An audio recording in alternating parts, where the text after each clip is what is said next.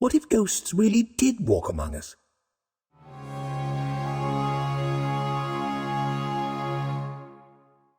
In another world where the timeline we know has skewed, what would happen if ghosts came down from creepy attics and instead sought to simply live among us as neighbors and friends?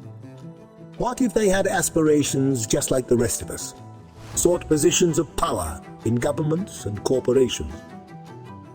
In another world, believe it or not, this could happen. What would society look like? Would they be accepted into the world, or would they upend all of society and cause global chaos? Not necessarily. Take the story of Alice Conway. Alice was a brilliant young woman who lived in Colorado in the early 20th century. She was passionate about justice and equality. She dreamed of one day making the world a better place for all. In 1918, Alice contracted the Spanish flu.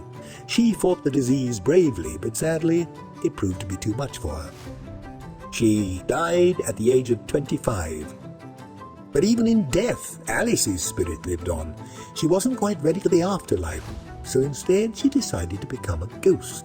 And she was determined to continue her fight for a better world. Alice knew from experience that ghosts were often misunderstood and feared. She wanted to change that. She wanted to show the world that ghosts were not monsters. They were sentient beings who often acted just like their human counterparts. Ghosts deserved to be treated with respect. Just like the rest of us, they suffered sadness and loss. They were often happy and were sometimes angry. They would rage at insults, but at other times they would show kindness and compassion to anyone who needed it, even to their fellow ghosts. For years, Alice had lived in a quiet suburb of Denver, taking up residence in the attic of a 2-story family home. During the day, she would while away the hours watching the living go about their lives in complete ignorance of the ghosts who walked amongst them. Of course, she could always see the living, but fearing that they would react badly, Alice, like the hundreds of millions of other ghosts out there, chose not to reveal themselves to the living. When she asked other ghosts why this was the case, she was told, simply put, "We've always done it this way." Well, one day, Alice decided she had had enough. She made the decision to finally show herself to the family she had lived with for the past decade and a half. That first time Alice revealed herself, well, it went as good as she could have expected. The woman at the house, Mrs. Smith, turned bright red and screamed when Alice corporealized right in front of her. Mrs. Smith threw her cup of coffee across the kitchen and ran out the front door, yelling that she'd seen a real, live, honest-to-goodness ghost. Alice could see a crowd gathering around Mrs. Smith, most of whom were seeking to comfort the frantic older woman. It was very clear that no one really believed Mrs. Smith. That is, until Alice walked out onto the front porch, waved to the crowd and introduced herself. While the neighbors gawked in silence at her, Alice looked around to the other houses to see her ghost neighbors peering through curtains and louvers. "I'm Alice Conway. I died 100 years ago. I have been living here for the past century. I don't want to hurt you. I just want you to know that ghosts are real. We are just like you." It took some time, but Alice was eventually able to assure Mrs. Smith and her neighbors that she and the rest of the ghosts in their community were friendly. Alice found herself inundated with requests for interviews from news agencies all over the world. She really didn't care for the kind of attention she was getting, but her efforts soon paid off. Others like her came forward. Pretty soon, all around the world, communities of ghosts were thriving alongside the living, playing and working and socializing just like the rest of us. But Alice wasn't done yet. After thinking long and hard about things, she decided she wanted to run for governor in her home state of Colorado.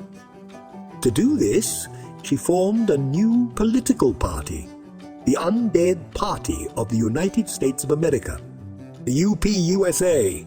She campaigned on a platform of inclusion and equality for everyone. Alice's campaign was met with skepticism at first. Many people didn't believe that a ghost could be elected governor. Alice was determined to prove them wrong. She traveled all over Colorado, speaking to voters and sharing her vision for a more just and fair society. She talked about the importance of education, affordable housing and healthcare, even though that was something she and her fellow ghosts didn't need to worry about. She also spoke about the need to protect the environment and to address climate change. Alice's message resonated with voters. They were tired of the same old politicians who promised change but never delivered. They wanted a candidate who was bold and visionary and had a century of life experience. Alice fit the bill perfectly. On election day, Alice won in a landslide victory. She became the first ghost to be elected governor in the United States. Alice's victory was an historic moment. It showed the world that ghosts are real and that they deserve to be included in society. Alice's first act as governor was to create a Ghost Affairs Commission, the GAC. The commission was tasked with developing policies and programs to support ghosts and to help them integrate into society. Alice also worked to pass legislation that would protect the rights of non-living. She signed into law a bill that would prevent employers from discriminating against them and also created a new government agency to investigate crimes against the undead. Her tenure as governor was transformative. She worked tirelessly to create a more just society for everyone, regardless of whether they actually had a pulse or not. Alice ended up serving 2 terms as governor of Colorado. During her time in office, she made significant progress not just for the living but for ghosts too. When Alice left office, she was hailed as a hero by the unliving and humans alike. She was a true pioneer. She had shown the world that ghosts are real and that they deserve to be included in society. Alice's legacy continues to inspire people today. An important story of hope and progress for all to know. She is a reminder that we can all make a difference whether we have a flesh and bone body or not. The Ghost Governor of Colorado is but one tale of many we plan to tell here on Otherworld History.